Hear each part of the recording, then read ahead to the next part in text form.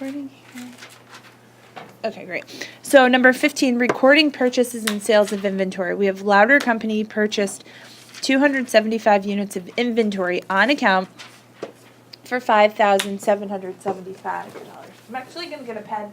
I really like to just underline things, and sometimes when I'm solving problems, just keeping a scrap piece of paper with the important facts, because sometimes the paragraphs can get a little bit crazy. So we have $575 of inventory. Was it 8 again? I'm sorry, 8 8 in Cengage.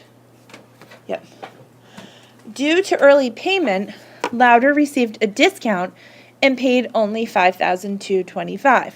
Everybody would feel comfortable how to calculate a discount, right? Based on if you're given specific terms. Louder then sold 150 units for cash at $55 each, purchased an additional 65 units for cash at a cost of $1,430, and then sold 100 more units for cash at $55 each. Louder uses a perpetual inventory system. So prepare all journal entries to record Louder's purchases and sales assuming the FIFO inventory cost method. So the first entry that we need to make, what's the first one? Inventory. Actually purchasing the inventory. Good. So we're going to debit what? Debit Inventory. And then credit what? Account payable. Accounts payable, did they say? On account. So, yep, accounts payable.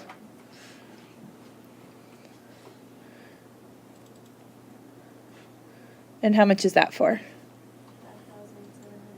Right, so when you first receive the inventory, you do not utilize the discount. You just set it up for exactly the full price. Okay, and then what's the next entry that we have to make? Account payable. So they paid it, right? Due to early payment, they received this discount. So that's prompting you to say that they actually paid their bill. Okay, so I'm going to label this 1. We have 2. Okay, so good. We're going to reverse the accounts payable. Get it right out of there. I'm just going to say AP for how much? $57.75. Yeah, so you have to take it out for the full amount because you cannot have it just sitting in there. Good. And then what? Inventory. Inventory. Debit or credit? Credit. Credit. $5.50. Okay, so this was the discount. The difference between the $5,775 and the $5,225, the discount. So $550. And remember we said a discount gets removed from inventory because they're actually paying less for the inventory. And then what's the last credit? Cash. Cash. Is it possible to have that credit two things in one journal entry, like inventory and cash, like if they did here? Is this common, or? To do them all like this in one entry? Yeah. Or would you have to do like debit, accounts payable, credit inventory, and then do another debit, accounts payable, credit cash? Usually people combine entries. Okay. That's really common to show it this way, but it's not wrong to break it out either. Okay. Because it's going to have the same effect on your general journal, right? I mean, in the end, it gets all combined. So either is acceptable, but this is probably the preferred. So then the cash for the $525 of what they actually paid, $5,225. Okay, when I start going on around, I'll start with Cassandra. What's the next group of entries that we're going to book? So they say, Louder then sold 150 units for cash at $55 each. So we're gonna debit,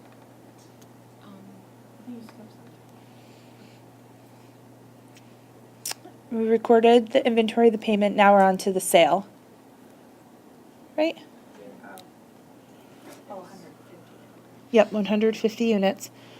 So now we have to record the sale of this inventory. And remember, whenever you have a sale of inventory, it's a 2-part entry. You have to record the sale, and you have to record the release of inventory. So what would the sale entry be? we're gonna debit cash for $8,250. Okay, so we debit the cash for the $8,250, which is the 150 times the $55. So $8,250. And then what is the credit? Sale. Right, so we get the sale right on there. Okay, good job. And now, Dowell, what do you think the entry will be? And this is a confusing one. This is the one you said? To record the release of inventory. Debit, cost of goods sold and then put it to inventory. Okay, so if you don't know what the number is, start with the entry. And at least for exam purposes, I'm going to give you credit that you know what the debit and credit's going to be. I do, if you've noticed on the first exam, I do fractions of points. I try to give you the most points possible. So get the entry down first. So we have a debit, cost of goods sold, and credit to inventory. So just remember, these become a two-part entry. Whenever you have a sale of inventory, you have to book both entries. And usually, like Allison, these are generally separate entries. You usually don't combine them, just for ease of kind of understanding what's going on in the entry. Okay, and how did you get this amount? And for the first, because this is the first in, the first all. Yep. Then we have they paid 50,225 for 285 units. Right. So we had, they paid $5,225 for 275 units. In this problem, there are no additional layers that we're working on for this sale, right? That seems like they're only inventory in stock that we're aware of. So how much do you get 19 even? each Okay, $19 for each. per unit is the cost of the inventory for them. So they sold it for $55. This one was based on $55 per unit times 150. This was the sale price, the $55. How much did it cost them when we go then to record this cost of goods sold number and reduce their inventory? Well, that's on the books now for $19 per unit.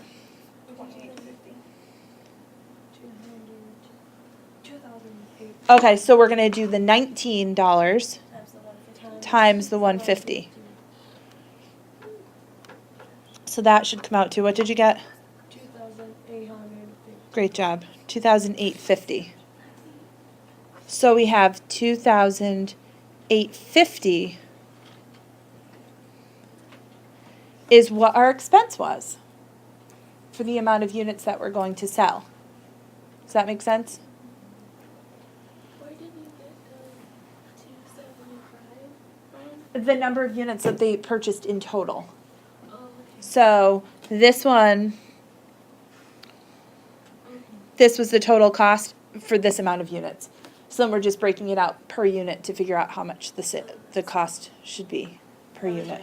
I was taking 150 out of the original 275, charging for 55, which is why, Yeah. because I think I was doing the moving average method. Yeah, so don't worry about, if you only have one layer of inventory, we don't have to worry yet about LIFO, FIFO, moving average, or specific identification. If it's only one layer, those are the costs that you're dealing with.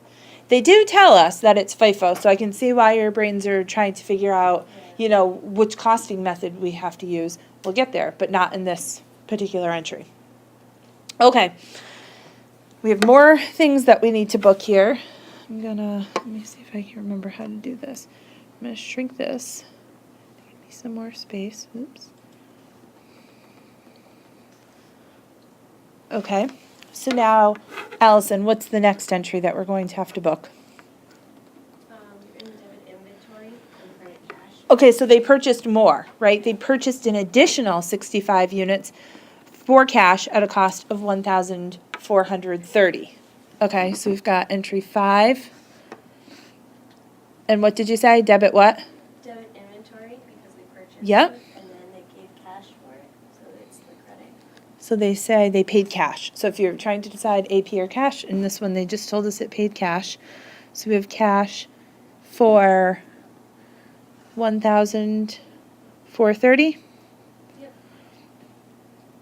Okay. Then, let's see, Bernadette, what's the next one we have to worry about? Cash and sales. So now we had a sale. So they sold 100 more units for cash at $55 each. 5,500. Okay, so we have to worry about, I would book the sale first. That's going to be the easy one. The hard one, especially now we have another layer of inventory, is going to be figuring out the inventory cost. So debit, you said cash? Yeah. And then what's the credit? Sales. Good. Sales, so this is the same exact entry that we saw in 3 up here, right? Same debit, same credit, different amounts because they purchased, or they sold differently. And sorry, what did it come out to? 55. What is it? 55. 550? 5,500. 100 units at $55 each, 5,500. So if you take the 100 units sold times $55 each, that's where we're getting that one. Okay. And now, Casey, this is probably the most difficult one. We have the next part of the entry where we have to reduce the inventory. What are the entries that we're going to book to start? Just what's the debit and what's the credit? And it's going to be the same when you look back at number 4. So for the credit would be inventory? Good. So they've sold the inventory. They have to get it off their books with the credit. So we're going to credit inventory. Good job. And then what do you think for the debit? Cost of goods sold. Good job. Yep. Cost of goods sold. And remember what this cost of goods sold account is. It's an expense account. That debit gets an expense onto the income statement. Okay. Now how are we going to figure out the price for this? So let's do it first. Let's figure out our layers of inventory. Okay, so we had one layer of inventory. If we look back up here, that was $19 per unit. Everybody agree with that one? What was the next layer of inventory? This number 5, can we break this one out per unit? How much was it? They purchased 65 units. 1,430 at $65 per unit, or 65 units. So what does that come out per unit? $22 per unit. So now, layer 1. So these are our layers. The first layer was originally 275 units at $19. We used up how much of that layer? 150 when that sale happened. So we have to take out 150 because of that sale. We weren't concerned about the layers then because there was only one layer. So what are we left with there? 125 at 19. So that's layer 1. Now we have this second layer, which is 65 units at what price? Was it 21 or 22? 22.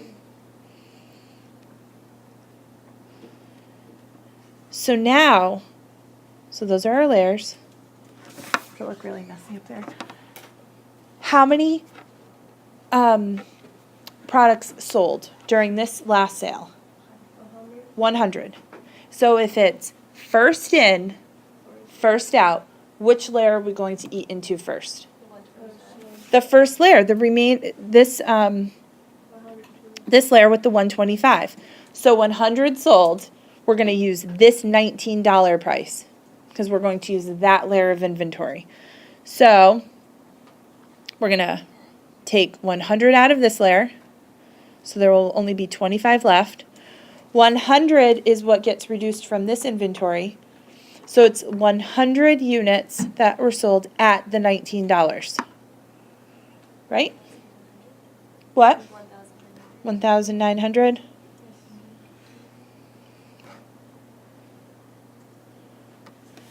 What if it were, so this was base, they tell us, first in, first out. What if it were last in, first out? In that case, we would have had to take 65 from this last layer. So it would have been 65 at 22. And then what? 35 at the 19. So it's very important that you understand which costing method is actually used. What if it were the weighted average method or the moving average? How would we calculate that one? Added the two, the 125 and 65. So first you have to do the math out. So when that first sale happened, that one's gone. Now we're left with 125 to say times 19. So I don't have the math on me. What does that come out to?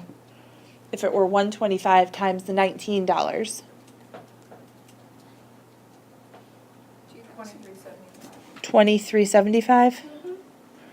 Okay. And then what about the 65 times the 22? 1430. $14.30. And then you have to add the $23.75 plus the $14.30. 3805. $38.05. And then the 125 plus 65. 190. 190, yep. So you have to, sorry if this is hard to see, 190. So it'd be $20.03. Yep, 190 divided by 380, so what did you get, 20?